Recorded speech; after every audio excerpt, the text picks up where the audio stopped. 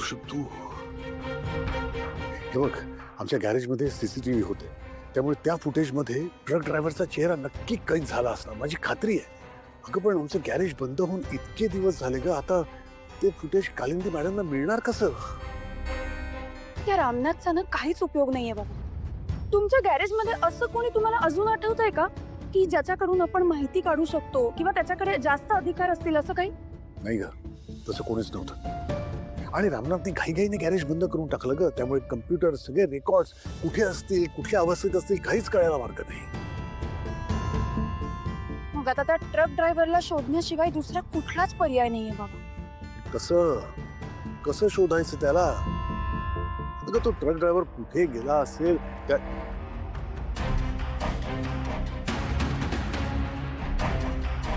भावना, कदाचित एक मार्ग असू शकतो. काय?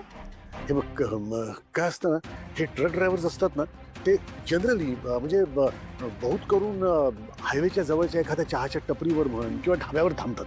हा. आणि सोमूने मला आपल्या हायवे जवळचा एक ढाबा, एक टपरी दाखवली होती. सासवडमध्ये येणारा प्रत्येक ट्रक तिकडे थांबतोच थांबतो. अगं, कारण त्या टपरीच्या मागे त्या मालकाने 2-3 खोल्या बांधलेल्या. ट्रक ड्रायव्हर तिकडे विश्रांती घेऊ शकतात, राहू शकतात, तेही अगदी फुकट. त्यामुळे कदाचित हाही ट्रक ड्रायव्हर कदाचित तिकडे गेला असेल, थांबला असेल. आणि आता तर आपल्याकडे ट्रकचा नंबर आहे, फोटो आहे, त्यामुळे कदाचित त्या टपरीच्या मालकाकडनं ट्रक ड्रायव्हर बद्दल नक्कीच माहिती मिळू शकते. आपण प्रयत्न करून बघूया का? हो, करायलाच हवा. मी असं करतो, आत्ता ताबडतोब जातो आणि काय माहिती मिळते का बघतो. हो, चालेल. बाबा जात आहेत खरे, पण असंही होऊ शकतं की त्या चहा टपरीवर तो ड्रायव्हर स्वतः थांबला असेल आणि आता तो बाबांना चेहऱ्याने ओळखतो. बाबा, काय ग? बाबा मी काय म्हणते, तुम्ही आणि सोमू काका मिळून अजून काही मार्ग आहे का ते बघता का? त्या टपरीवर मी जाते. अगं, मी जातो ना. नाही, म्हणजे मला असं वाटतंय की तो माणूस तुम्हाला ओळखत असणार आणि कदाचित तुमच्यावर नजर ठेवून असेल तो. उगाच रिस्क नको. मी जाते, तुम्ही काही काळजी करू नका. काही लागलं तर फोन करीन मी. बर, ठीक आहे, पण काळजी घ्या भावना. मला सांग, तू आत कशी अडकलीस यार?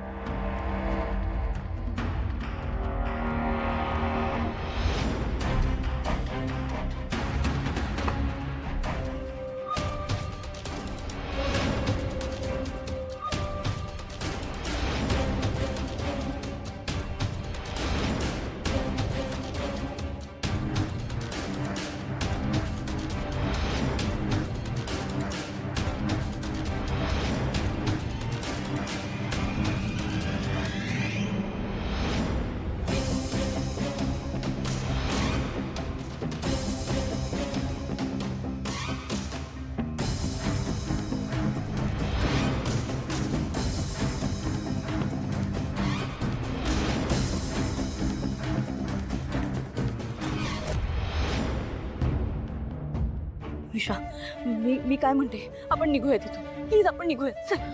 तू आत गाडीत जाऊन बस. तू गाडीत जाऊन बस म्हणजे? तू? मी फक्त 1 मिनिटात आलो. अरे कुठे जातोय सांग तरी.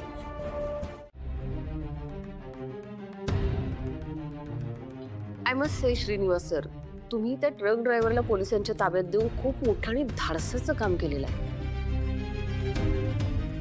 म्हणजे ह्या केसचा रूपरंगच पालटला असं म्हणायला हरकत नाही. तुमचे ते मित्र कसे आहेत? ठीक आहेत ना? सुमूच्या डोक्याला मार लागलाय मॅडम, त्यामुळे डॉक्टरांनी त्याला आराम करायला सांगितलंय. पण जे काही झालं त्या धक्क्यातून तो अजून पुरता सावरला नाहीये. कालिंदी मॅडम, नाही म्हणजे थोडक्यात निभावलं म्हणून ठीक आहे हो, पण आता यापुढे कुठलंही संकट नाही सहन होणार. जीव घाबरा होतोय माझा. मी काय म्हणते, तुम्ही काही करा पण लवकरात लवकर आम्हा सगळ्यांना या संकटातून बाहेर काढा. शांत व्हा, शांत. आता तो ट्रक ड्रायव्हर सापडल्यामुळे ना ह्या केसचा चेहरा मोहराच बदललेला आहे. म्हणजे आपल्याला आता हे नक्की सांगता येतं की हा कुठलाही अपघात नसून घातपात होता. श्रीनिवास सर, तुमच्यावर झालेला हा हल्ला सिद्धूच्या केसला थेट जोडला जातो. मला खात्री आहे श्रीनिवास सर की जो माणूस तुमच्यावर हल्ला घडवून आणतो तोच सिद्धूला अडकवण्याच्या कटामागे आहे. आणि आता आपल्याला ड्रायव्हर सापडलेला आहे, त्यामुळे ट्रक ड्रायव्हर हा फक्त एक प्यादा आहे. तो आपल्याला मुख्य बॉस म्हणजे खऱ्या सूत्रधारापर्यंत पोहोचवे. हाच पुरावा सिद्धूच्या सुटकेची सुरुवात आहे. आणि आपण आता एका चांगल्या निर्णायक ठिकाणी केस लँड केलेली आहे.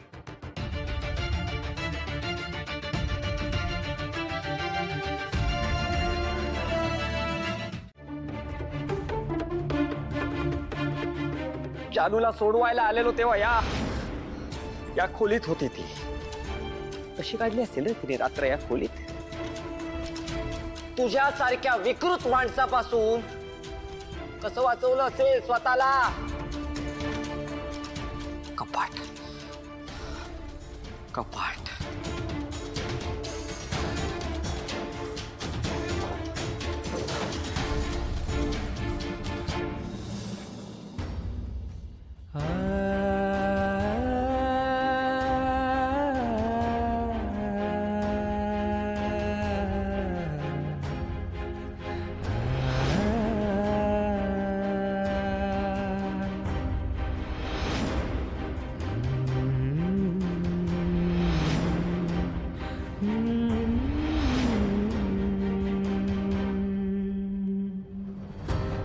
या